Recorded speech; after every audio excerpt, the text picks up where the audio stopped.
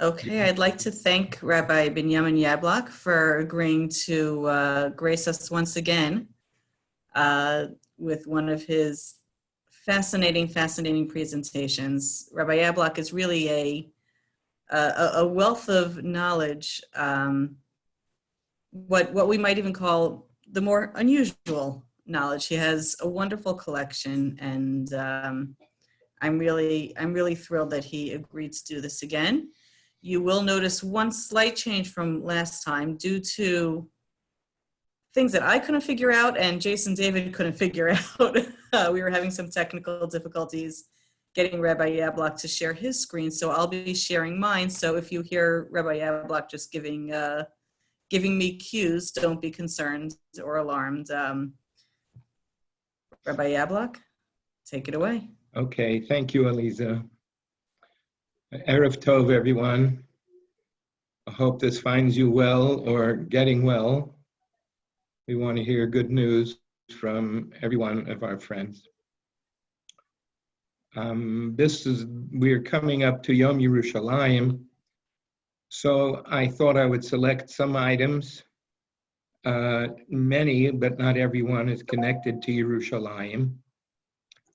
And many, but not all, are recent acquisitions. But these things fascinate me, and I hope that you find them interesting. We're going to talk primarily about the period of the British Mandate, which was a very tumultuous time, and in Eretz Yisrael.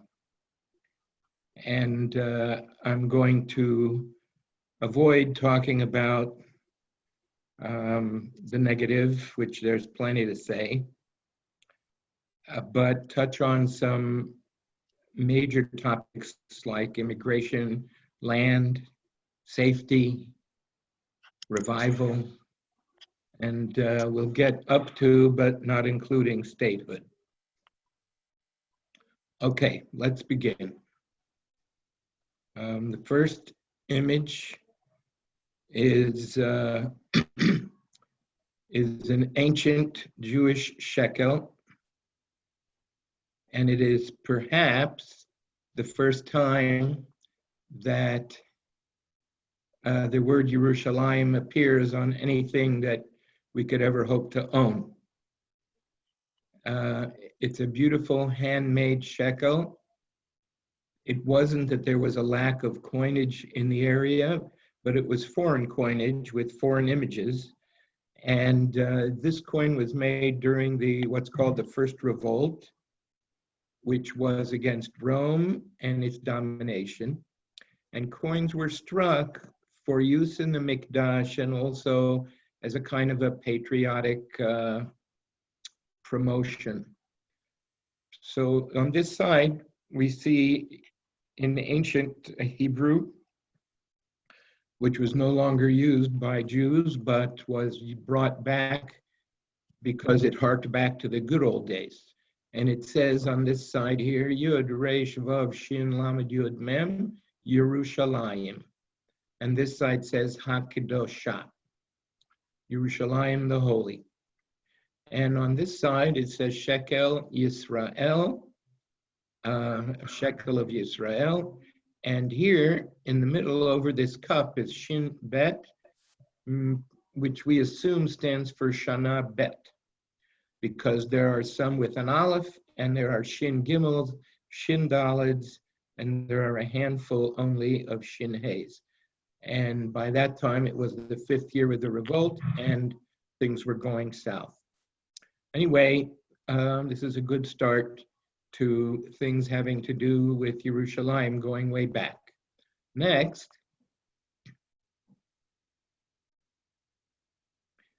is another coin from Yerushalayim a little later. This is Bar Kokhba, which is also called the Second Revolt, again against Rome in about the years 132 to 135, although it probably was longer than that. But on this side, on the right side, we see in, again, ancient Hebrew, Yud, Resh, Vav, then there's this kind of an X, Shin Lamed Mem, Yerushalayim. Curious that the first coin spelled it Yerushalayim with a yud, and this one spells it Yerushalem without a yud. Actually, the vast majority of times in Tanakh, it is spelled without a yud. You might remember that the name Yerushalayim is a compound name from Yireh, Har Hashem Yireh, from the Avram's time, and Shalem from Melech Shalem. First word. It was Shem, but he was Kohen in the city of Shalem. So when you combine Yireh and Shalem, you get Yerushalayim. This stunning coin was made right in the middle of war by the losers, mostly hiding in caves. And it's unbelievable the range and quality of the coins they reproduced. Melchizedek, that's what I couldn't think of. The range of coins they produced in wartime and being on the run. And this purports to be the facade of the Mikdash. And here, of course, you see the Daled Minim. Okay, there's lots to say, but we'll move on. Many have shown me this article that appeared last week about a coin found in Yerushalayim that says Yerushalayim on it. Only a few coins of Bar Kokhba have been found in Yerushalayim because he actually never conquered it, and the coins that he minted were not minted there. And it's only by accident that a few ended up there. But on the next slide, you'll see what this coin is really supposed to look like, because I have a nice specimen of it. And this is what it is. Here's the Yud, Resh, Vav, Shin, Lamed, Mem, Yerushalem, and a tree, which was this palm tree was something of a hallmark of Eretz Yisrael. And on the back, remarkably, Yerushalayim again, Yud, Resh, Vav, Shin, Lamed, and there's probably a mem in here somewhere. This side says Lecherut Yerushalayim. What are we fighting for, men? We're fighting for the freedom of Yerushalayim, which they did not achieve at that time. It took another 1,800 years. Next. Okay, now we're coming closer to our times. This remarkable booklet is a listing of all the rules involved in enlisting or being recruited to the Turkish Ottoman Army. It was actually published in 1303, which is 1886, I think. Before that time, Jews didn't serve. They paid a tax instead. The Muslims didn't particularly trust non-Muslims to be in their army, and so they preferred to get some money out of them. But by 1909, there was universal conscription, so everybody was serving in some form or another, except for the exemptions. And this book lists all the exemptions, and it's people who aren't healthy, and it's sole surviving support of the family, and it's for scholars, which apparently included Talmidei Chachamim. Remarkably, though, that this whole Turkish booklet was translated into Hebrew and published in Yerushalayim in 1915, which the war had already begun in 1914 in August, September, so this was a wartime booklet. Moving on. Now, as I said, after 1909, the Ottomans were recruiting everybody for something or other in the army. This is a page from an Israeli newspaper called HaCherut, which was published around 1910, 15 to 20 in Yerushalayim, and it served primarily the Sephardic community. And in this particular edition, I don't have the whole newspaper, just have this page, this scrap that survived. and it says Hosafa lahacherut. This is an addendum to the regular newspaper, and it's a one-page insert, and it talks about how all the people that are named here have to report to the recruitment office with their documents and their age proof and so on and so forth. And then it lists all these Jewish names, including a number of famous Sephardic families, even rabbinic families. And what's interesting, if we go to the next page, is that the other side had all these other names. There's 300 names here, remarkable, of people, Jewish people who were expected to report for recruitment. Now, till this time, Jews had been successful in avoiding fighting in the Turkish army, which was no place for a Jewish boy. And on the next slide, we see that they would pay a tax. And this is a page from a ledger that recorded all the people paying the tax. The printed writing is in Ladino. The handwriting shows you the name. Here's Yosef. I think this is Aharon. And this one, the last name is Palagi, which is a very famous rabbinic name. And here we could see that it says El Año 1300. That takes us back to the early 1880s, when every Jew was not expected to be in the army, but to pay what they call the military exemption tax. Now, the tax after 1909 was much more money. Here you have 250 grush, 250 grush. I don't know why, but this guy paid 700 grush. But by the time you get to World War I, to be exempt, you had to pay 50 gold Turkish coins to be exempt. So that was quite a sum, but according to my readings, there were over 3,000 Jews who paid that money at the time. Okay, moving along. I know this isn't easy to read. I'll give you a summary of it. It's a request for a din Torah.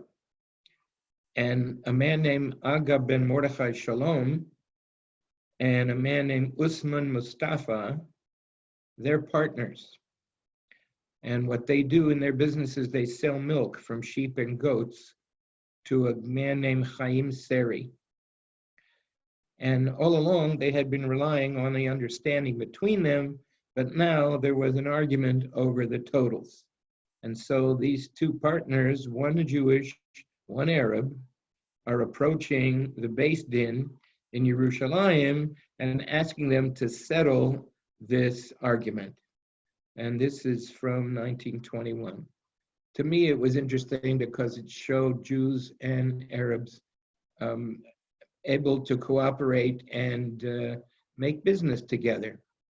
Not necessarily so surprising, but given the rest of the history of the 20th century, it seems a little surprising to us. Okay, the next item is another kind of a surprise. This is a little booklet that was printed for a cooperative group called Kehilat Yaakov. They formed a cooperative because they were going to buy land and settle on it and make a new yishuv in the outskirts of Yerushalayim. And this is called Sefer HaTakanot, because this was going to be like a commune, and there were, or you could even say like a kibbutz, and they were going to have many rules and regulations about joining, paying, getting, participating, working, and so on. I'll give you a taste. Here's a few of the stipulations of the takanot.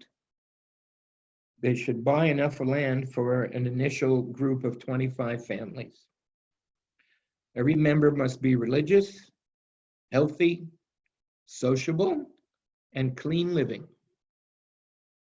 Towards evening, every day after work and after tefillah, everyone must devote time, fixed time for Torah study. Members must annually pay back to the cooperative 2.5% of what was laid out for their land and home. And that would last for 40 years. 40 times 2.5 would be 100%. All the buildings must be made out of stone so they would never be in fear of burning. They should be built along straight streets with eucalyptus trees planted on each side of the road. It's so interesting. And here was a closing line. We are the pioneers who will answer the question, is it possible for observant Jews to live by the produce of their own land or not? So this is a group of what today would be called Haredim, and they were going to make a farm settlement. And you'll ask me if they ever did and where it's located, and I don't know. I couldn't find any reference to them anywhere on the web or in any of my books or encyclopedias. I did find that there's a street called Kehilot Yaakov in the Givat Shmuel neighborhood, but I don't know if it's just a road, and maybe the road was named for something that once existed there, and maybe somebody just remembered it. But of course, Kehilat Yaakov is the last part of Torah Tziva Lanu Moshe Morasha Kehilat Yaakov, so it could have been a name by anybody for anything. Okay, next.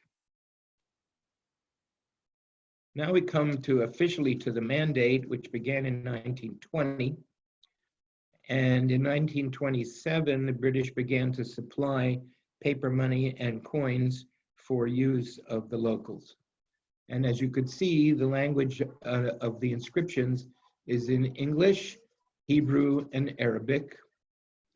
They were reprinted in several waves.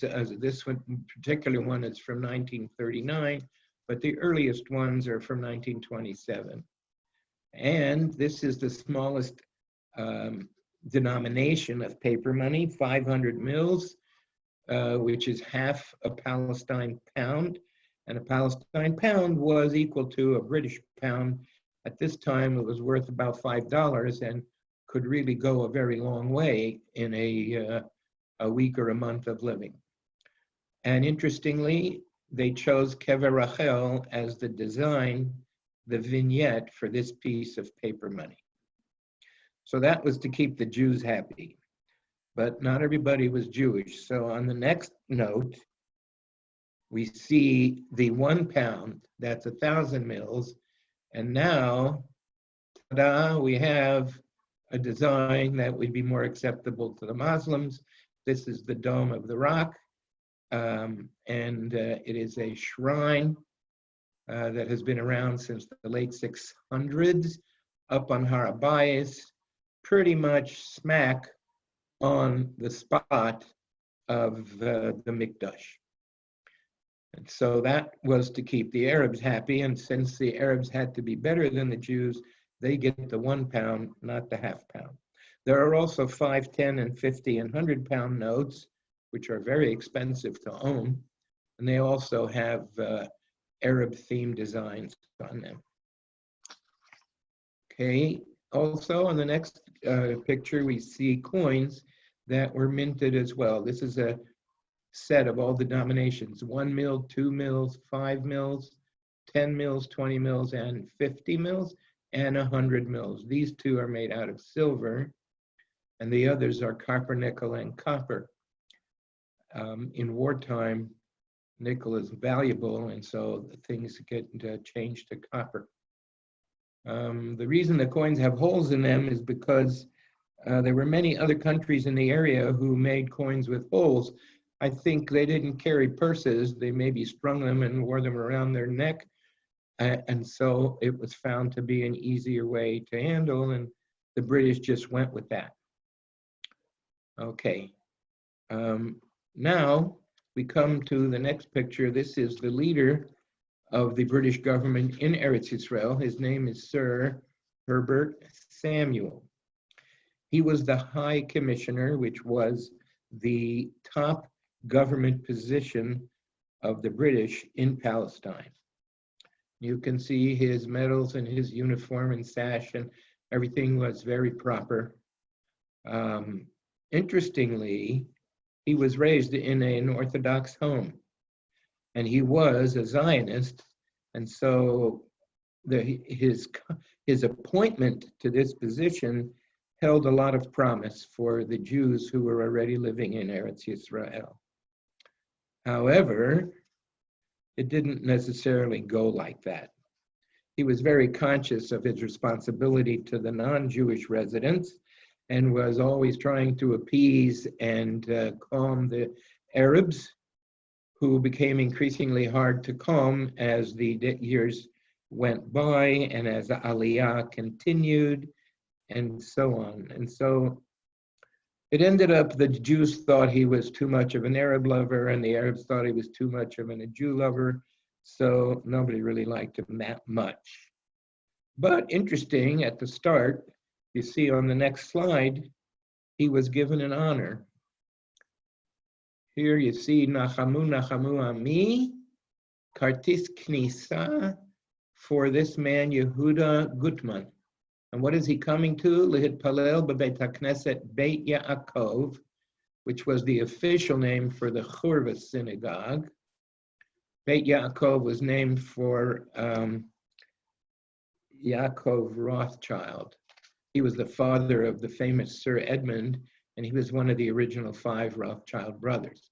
Anyway, so the synagogue was named for him, and this pass gets you into Shul on Shabbos Kodesh Parshas V'Eschanan, which we know is always the parsha read after Tisha B'Av, and it's with the presence of Hanatziv HaElyon, the High Commissioner, Nasi Artzenu, the president of our Holy Land, and you have to know who that is because I didn't even bother to say his name. Tfilat B'Sha'a Shmona B'Diyuk, and you can only come by invitation and by presenting this card. No children allowed. So he was given the aliyah of Maftir and read Nachamu, and due to his religious upbringing was perfectly capable of doing that.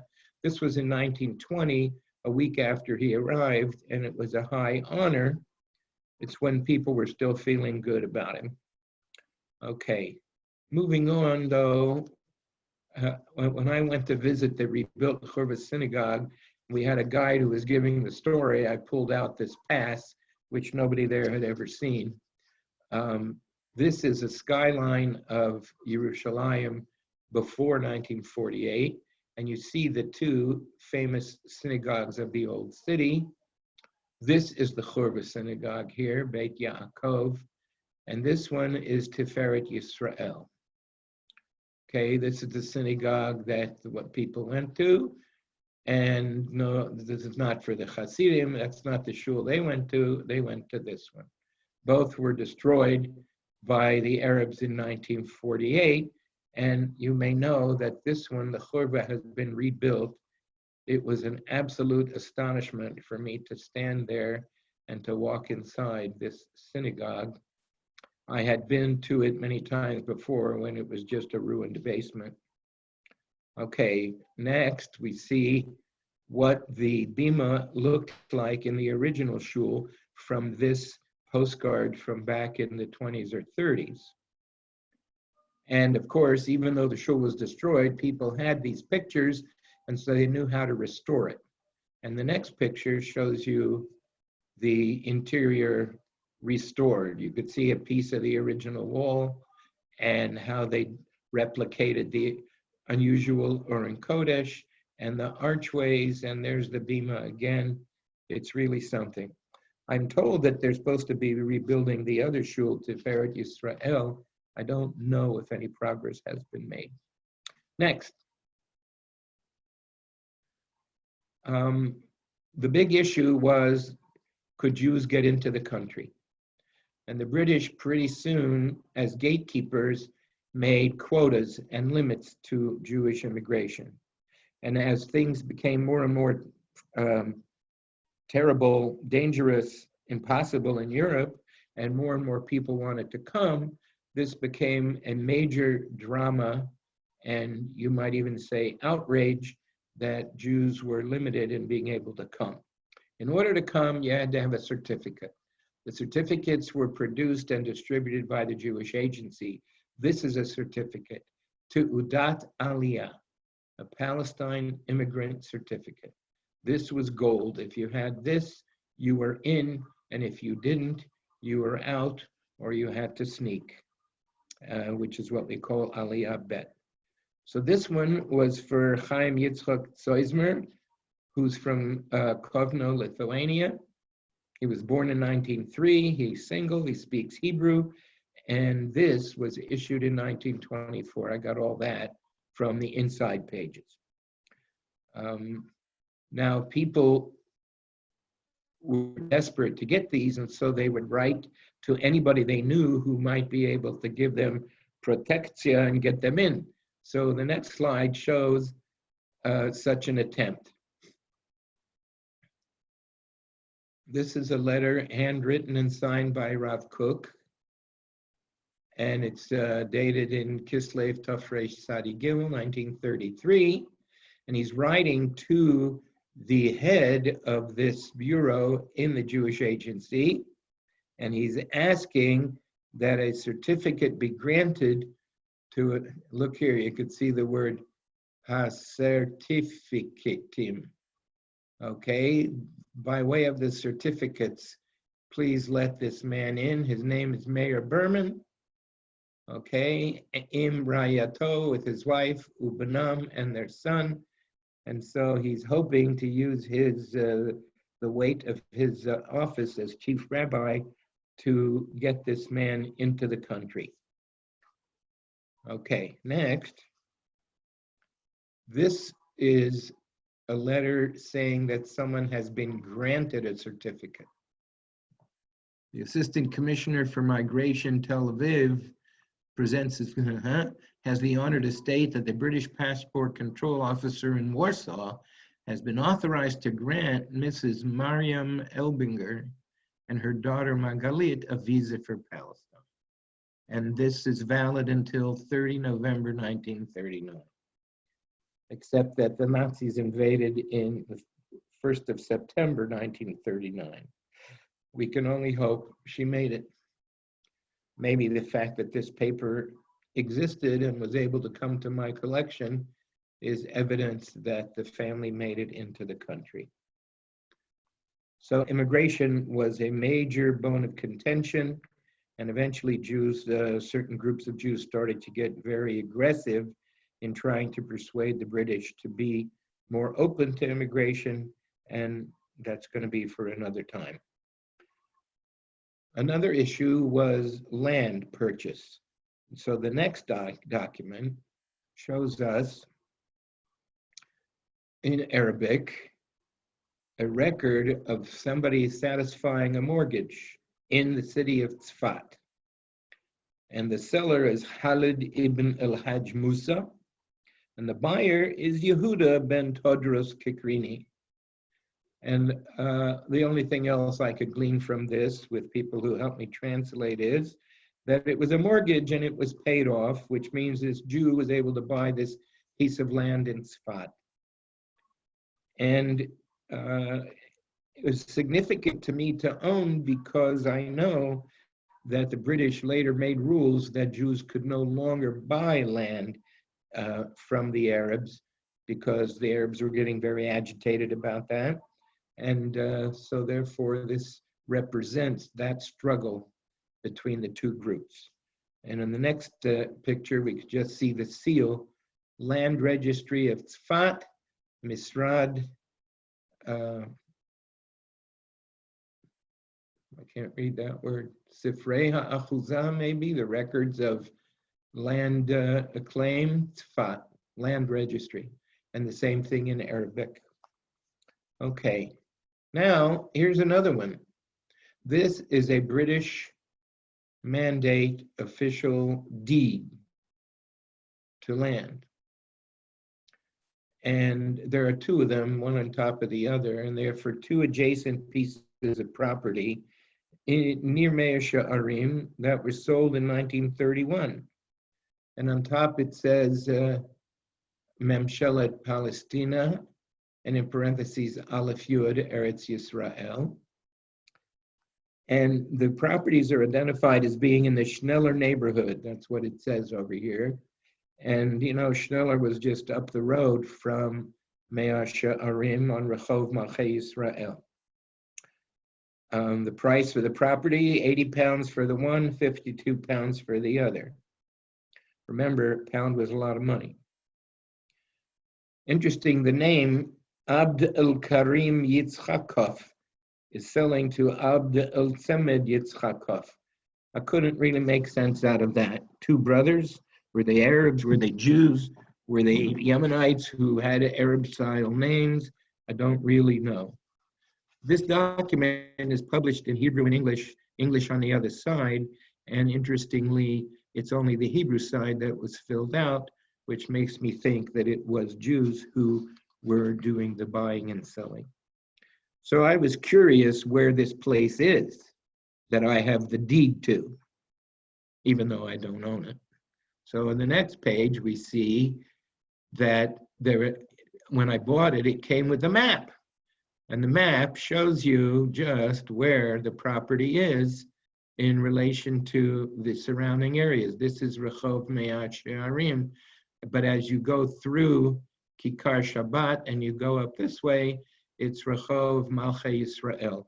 It used to be called Geula. And this is a little side street. The name of this side street is, let me see, I wrote it down. I wrote it down and I can't find it. It's Mordechai something. It's a little nothing street. But interestingly, in the next picture, I was there. Oh, here it is. Let's see. Yeah, Levush Mordechai Street, right there. It was this corner into this little alley. And I was there in January and I had to take a picture of it. Although I don't know when the existing building was built. But the next picture is the picture of what's standing on that property today.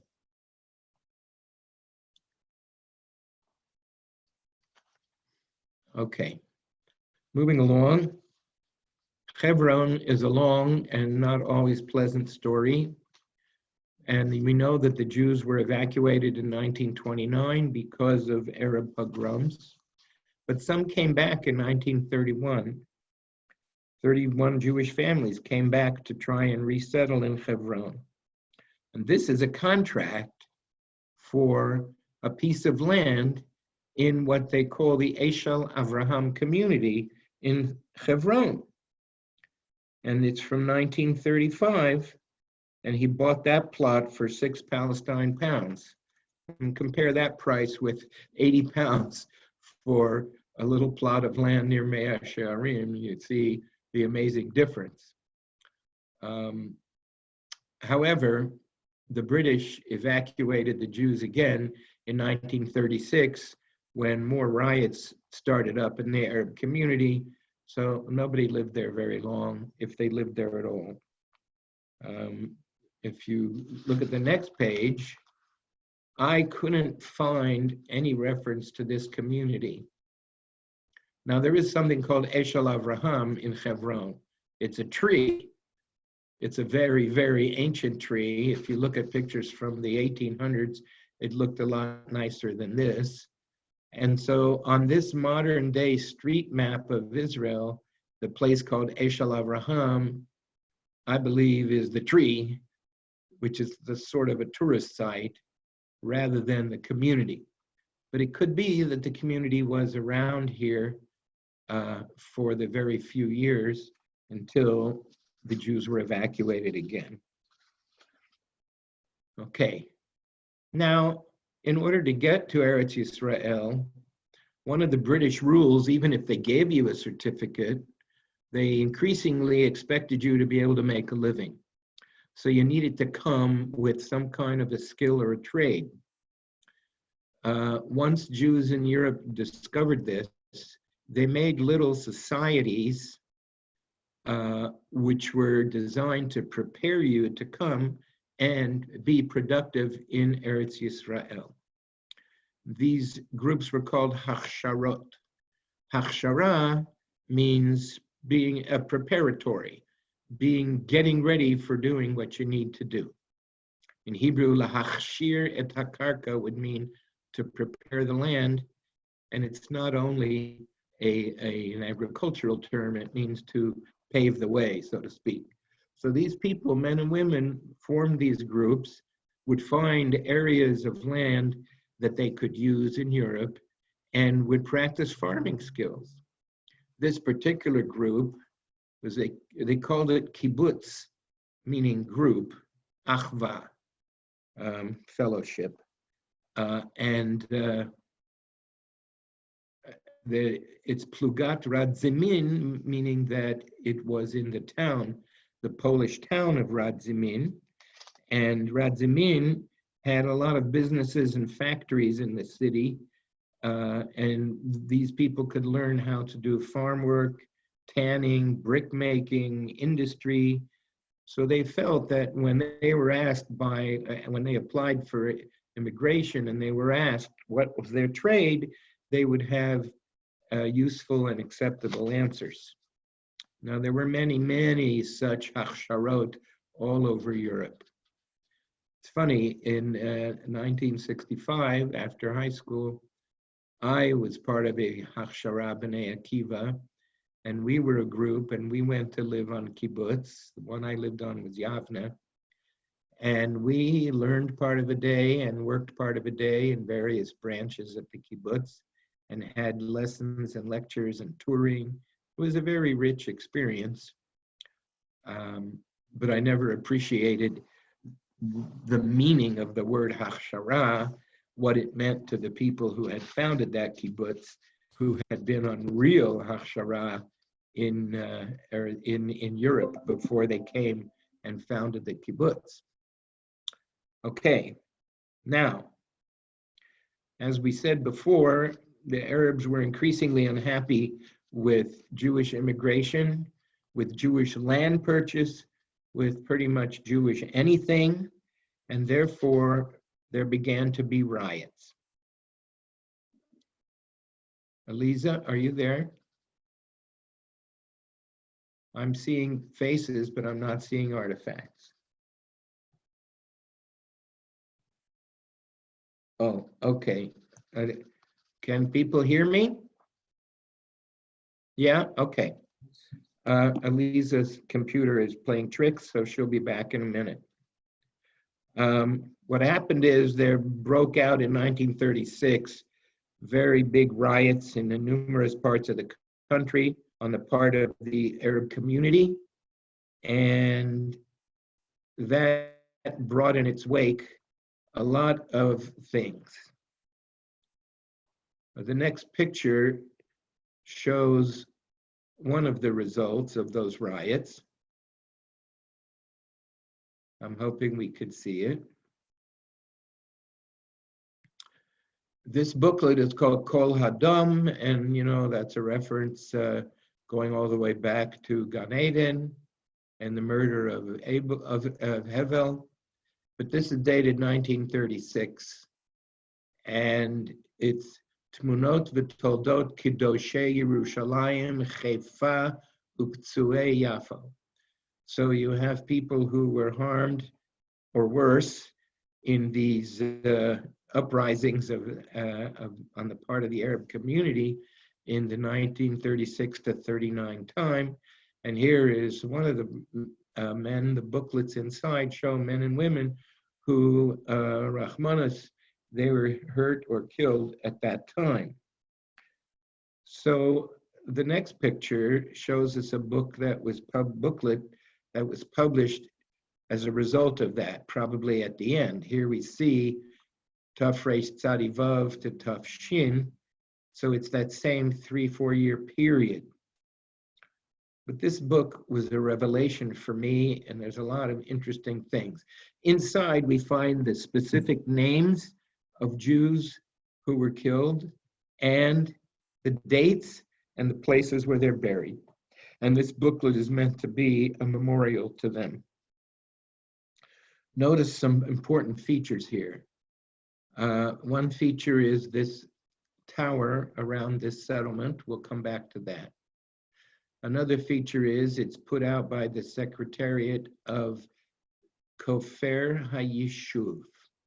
We'll come back to that. But right now, look at the date of this day of memorial for Gevurah, Chaf Zayin B'Nisan. I'm sure you realize that Chaf Zayin B'Nisan is the designated day by Knesset in Israel for Yom HaShoah. So I understood Yom HaShoah.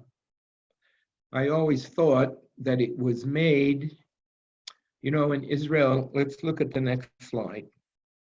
In Israel, it's called Yom HaShoah VeHaGvura.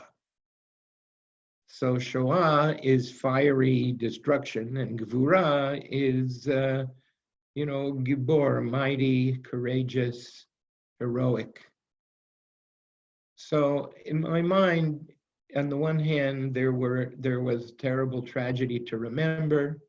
You see the flame in Shema Yisrael. But I was very conscious that Yom HaShoah was a week after the Warsaw Ghetto Revolt in the calendar. And the Warsaw Ghetto Revolt took place on Pesach, and even the secular Knesset knew they weren't going to make a day of mourning on Pesach. But it was very important to them to commemorate not only fiery destruction, but also heroism. And they were very conscious of the heroic stand that the Jews made in the Warsaw Ghetto before it finally fell. So in my mind, I always connected those two things. And, for the Israelis, especially the young and strong and growing up Israelis pioneering, it was very important to them to celebrate not only the suffering of the past, but the mightiness of the present. But that was before I discovered this pamphlet. This pamphlet says that in 1940, on Chaf Zayin Nisan, there was a day commemorating Gevurah. And that meant, in the consciousness of the community of Israel, of Eretz Yisrael, that was remembering the heroes who lost their lives during that time before there even was a state. And so people who lived through those years knew that Chaf Zayin Nisan was already a day to commemorate. And so it seemed perhaps natural to them to combine. I mean, you could have picked any day in the year for Yom HaShoah, and it would have been a day when terrible things had happened. But by picking this day, they were validating a commemorative date that already existed, and they were weaving it in to the commemoration of the Shoah and to the heroism. So that was very enlightening to me. It gave me a new understanding of Yom HaShoah v'Hagvura. Now, let's go forward, and in doing so, let's call to mind again that expression, Kofer HaYishuv. Kofer is like ransom for the Yishuv. What it was an voluntary taxation effort in order to raise funds for defense and protection during these years of the late 30s. The money went to help build defense works around settlements that were vulnerable. And remember, I called your attention to the tower and the settlement that was on the cover of that booklet. Here we see again a tower and a wall. This is because some of the Kofer HaYishuv money went to Operation Choma Umigdal. Choma umigdal, literally wall and tower, but is usually expressed in English as tower and stockade for some reason. So the money went for that kind of defense. And here you see 5 mils of an Eretz Yisrael pound. It's like 5 out of 1,000, but it was real money and it added up. So these are the stickers. What happened is every time you bought something, a service or a product, and you gave the extra few cents, so you got a stamp, a sticker that showed that you were supporting this defense fund. Okay, next. It's just an interesting aside that in 1948, when the British actually left, they also closed all their post offices, of course. And even though they left on May 14th, they closed their post offices a few weeks early. So now those remaining in Eretz Yisrael who needed to communicate didn't have a postal service and they didn't have a stamp. So they used all kinds of labels and stickers, which is a whole presentation of its own. But I'm showing you this envelope that was mailed with 2 Kofer HaYishuv stickers, which were on the list of approved things that you could use to show you paid postage. And so there you have it. The date stamp is 21 April 1948, just a few weeks before the state was declared, but the British post offices were already not helpful. Okay, and next, we see a pin, and we see that same tower and stockade design, Chomal Migdal, and people wore this pin for having supported the fund. It says Miguyas on it, which means enlisted or conscripted, and I'm not 100% sure what that represents beyond making a donation to the fund. I don't know, and I wasn't able to find out before we spoke today. And now, one of the most amazing things in my artifacts are these 2 things.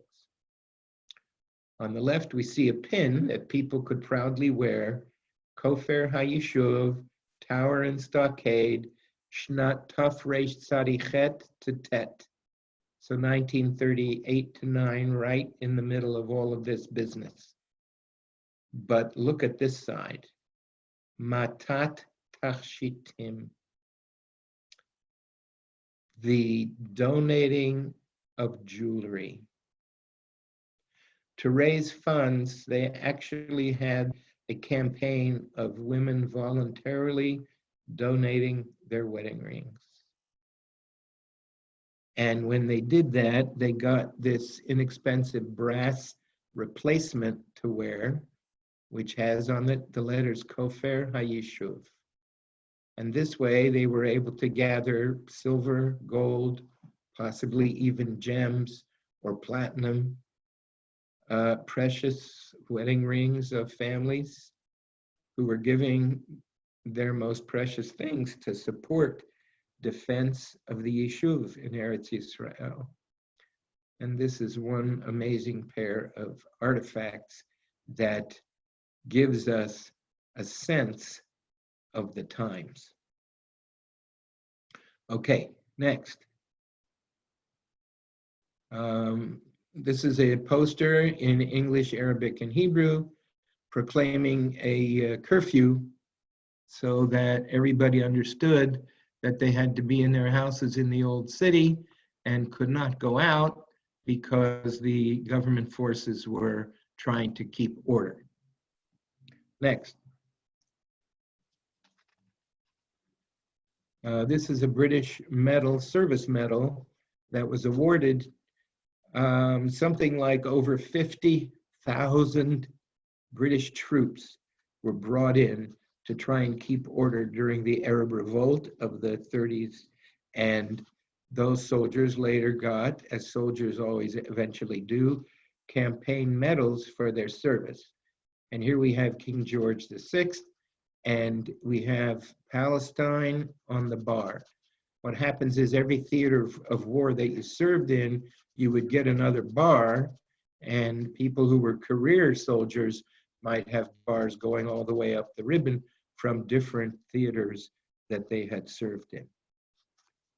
But this was for those years. And here's another one, Palestine, and this one specifically says on it 1936 to 1939. And so you see it's exactly during those times and those troubles that the British soldiers needed to serve. Okay, next. In order to help keep order, the British also enlisted volunteers to be part of a local police. And so these people posing for the picture are part of that force. They're called notrim, from the word noter, which means shomer. You might have heard the phrase neturei karta, shomrei hachoma, shomrei ha'ir. So notrim are guards. They were also called gafirs because that's what the word means in Arabic. 20,000 Jews of Palestine served in this service, and many of them went on to be policemen once the state was established. Next, we see that while all of this business was going on, there was a war. There was a war. And the Jews of Eretz Yisrael were engaged in that war also. The famous saying by Ben Gurion is that as far as immigration policy goes, we need to resist the British as if there's no Hitler, and we need to fight Hitler as if there's no British. But it actually meant joining the British forces in order to have a share in fighting Hitler. And so that's what the Jews did. Thousands and thousands of them, like the one on the next picture, did this fighting. Oh, I meant to crop this photo and I didn't, but you can see this soldier. He's wearing a British uniform. He's no different than any other British soldier to look at. But with his daughter, he's lighting the Chanukiah. And on the bottom, we're never going to be able to read it from here. Let's see. No, I can't. Okay.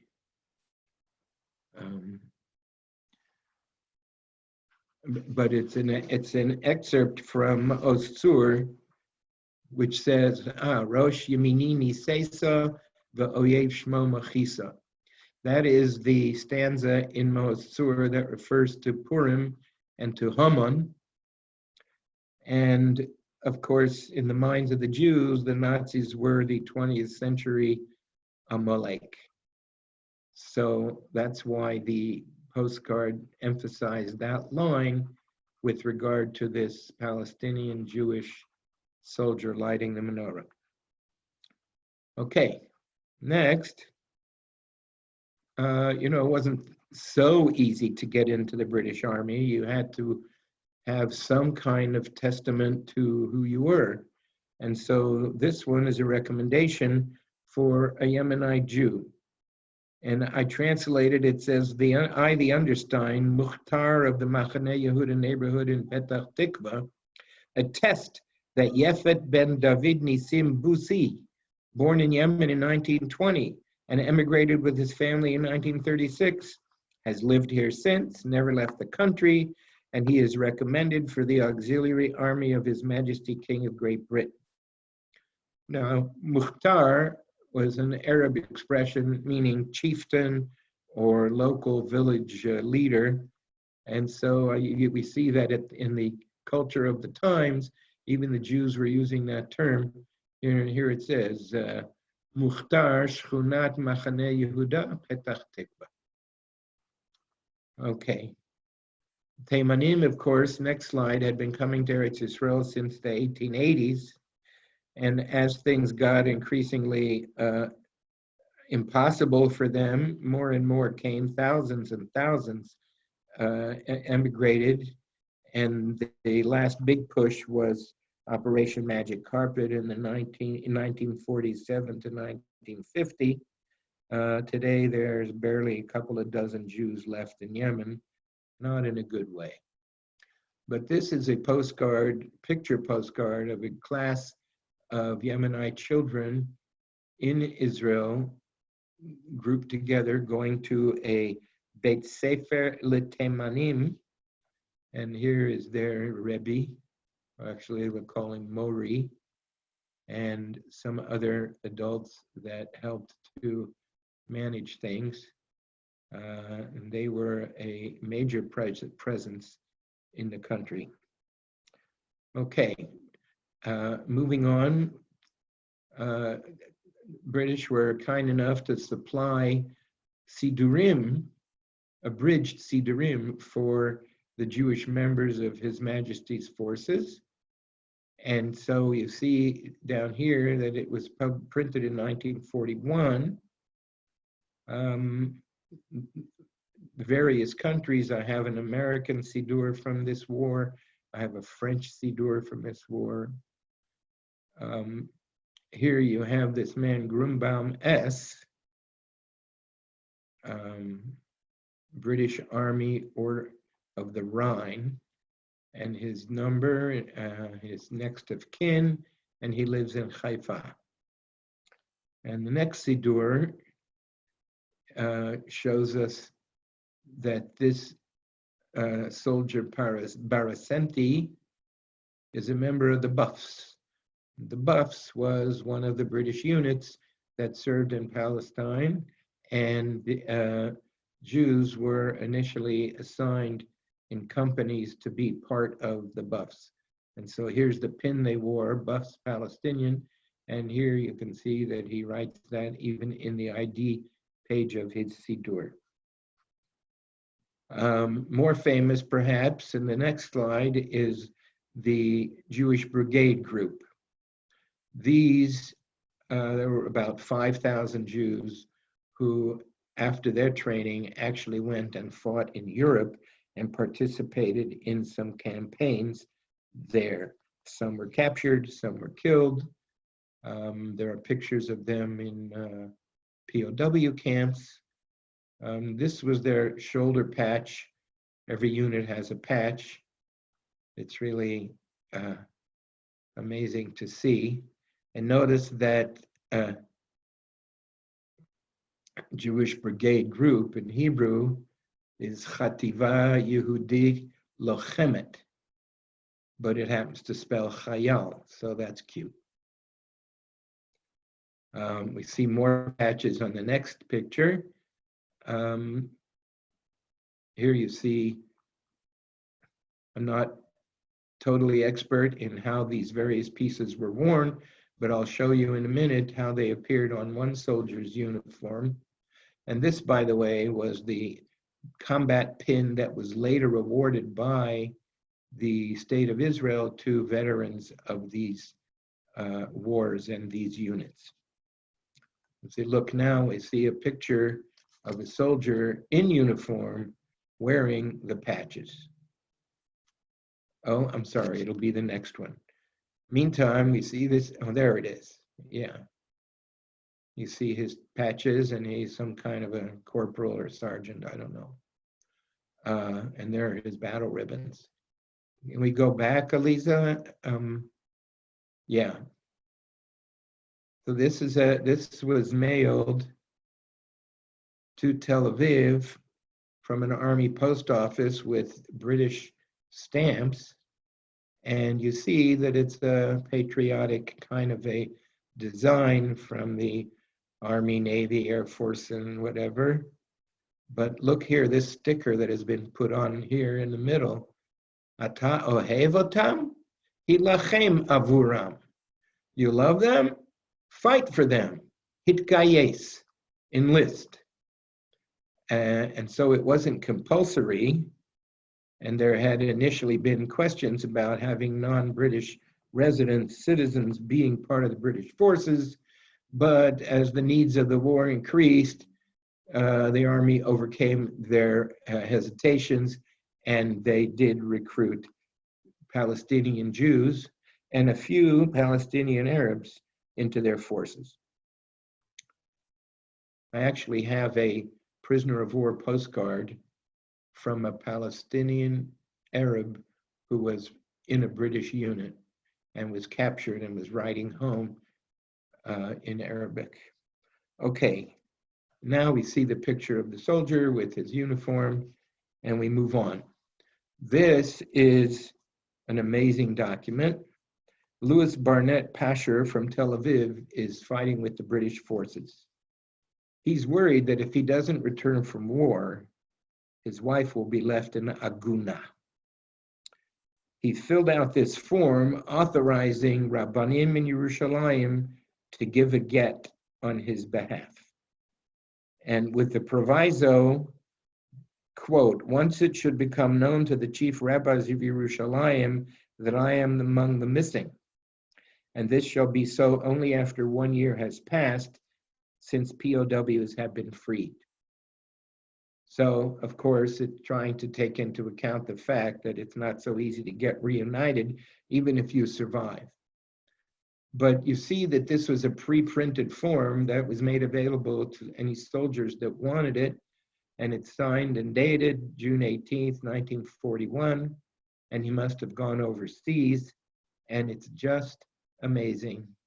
And if you remember your stories from Shmuel Bet, and if you remember the story of David and Bathsheba and Uriah, then you might remember how the Rabbanim tell us that the soldiers in David's army all gave a get, a bill of divorce to their wives before they went to war, just so there wouldn't be a problem like this. And here we have a 20th century sort of iteration of that. Okay. Next. Okay, it's time to move along, I'm sorry. Just to show you that that was a medal given to Mr. Schoenfeld, who was one of the many thousands of Palestinian Jews who served in the army, and he got this medal called the Defense Medal. Next. Something like 32 members of the Jewish Brigade, this is their symbol of the brigade, you remember from the patch without the sword, but you remember the stripes and the Magen David. 32 of them parachuted behind enemy lines. This stamp from 1955, 10th year anniversary, commemorates that action where you see them parachuting behind barbed wire. They went behind enemy lines to organize resistance and to help smuggle people out. 12 of the 32 were captured. 7 of them were executed by the Nazis, including this lady, Hannah Senesh, famous for her poetry and famous for her heroism. Okay, next we see another interesting thing that the Jewish Brigade did. Once the fighting was over, they helped to liberate the concentration camps.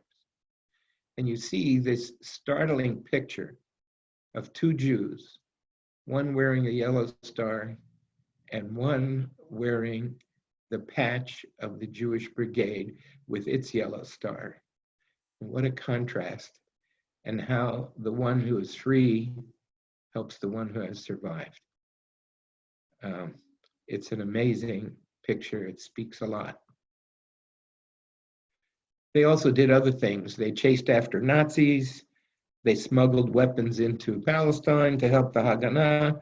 And of course, these veterans of World War II became the backbone of the Israeli army once there was an Israel in 1948, only 3 years later. 2 amazing items that are connected that I could never have imagined I would be able to acquire both. This one is a flyer for fundraising. uh, circulated by the rabbi, the chief rabbi of England, and he's saying we need to supply this vehicle, which will be a combination synagogue and ambulance. It costs £2,000. Donate your money because contribute generously toward the cost of purchasing, equipping, and maintaining these carriers of holiness and rehabilitation. An amazing project. So who knows, were there ever any? Next picture, I actually found an original photo of one of these ambulances, synagogue ambulance. Kihila Kedosha Am Yisrael. And here you have the brigadiers who are manning it, and you can see from this man's uniform that he's wearing the patch of the Jewish Brigade. What an amazing thing. Okay, I have to show you one more thing.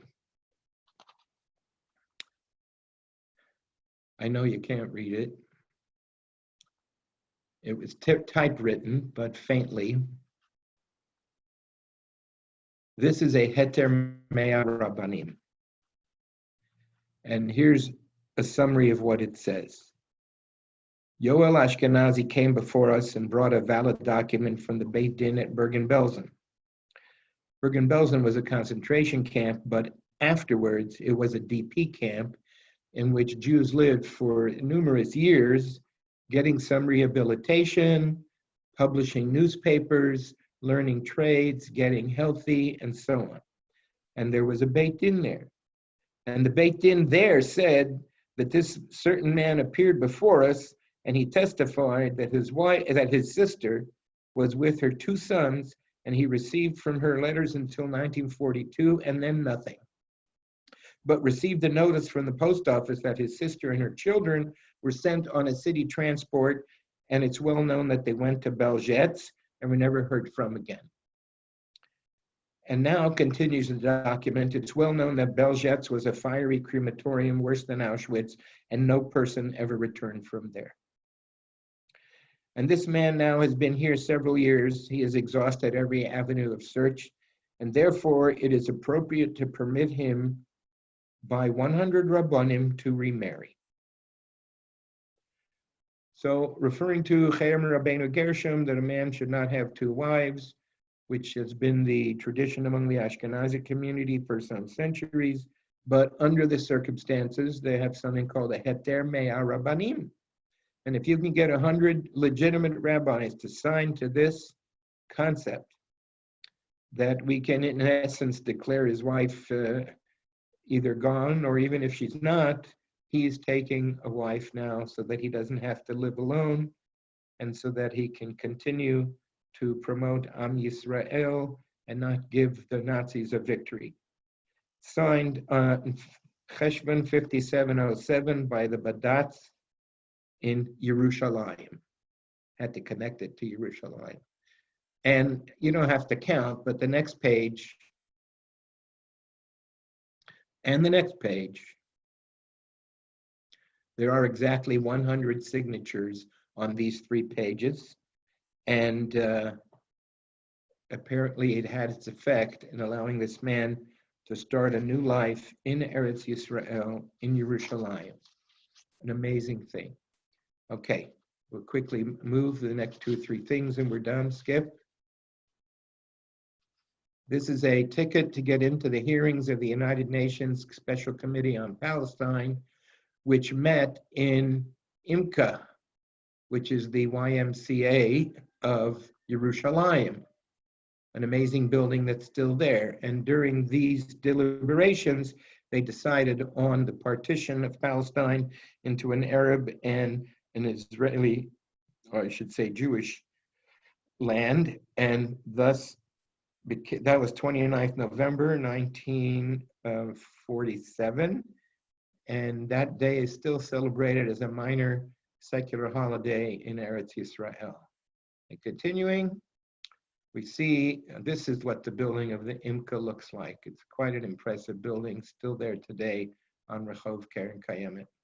Next is a letter mailed 4 days before that assembly. and it says, "Save Palestine, Arab lands." So you see that the Arabs knew what was coming and were trying to lobby and campaign for their cause.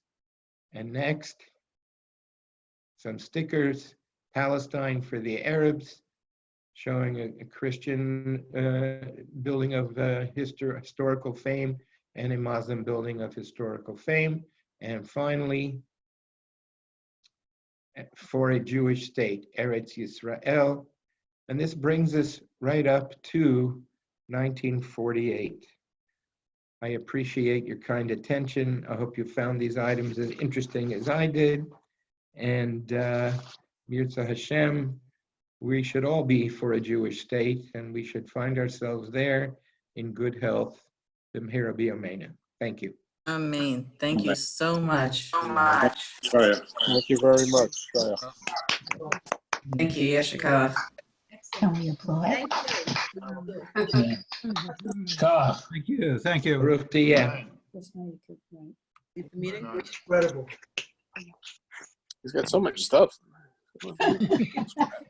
Everyone's memorabilia he bought. He buys all this crap. He's got tickets from here, letters, postage stamps, postcards. Yeah, got a house full of stuff. Is your friend? Go for it. Yeah.